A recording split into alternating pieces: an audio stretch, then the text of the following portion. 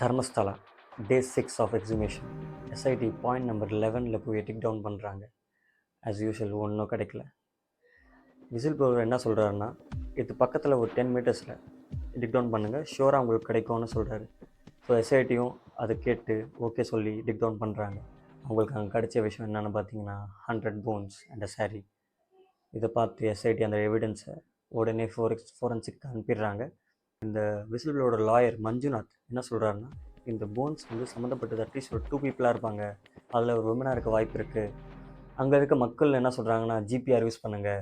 GBR is nothing but ground penetrating radar system.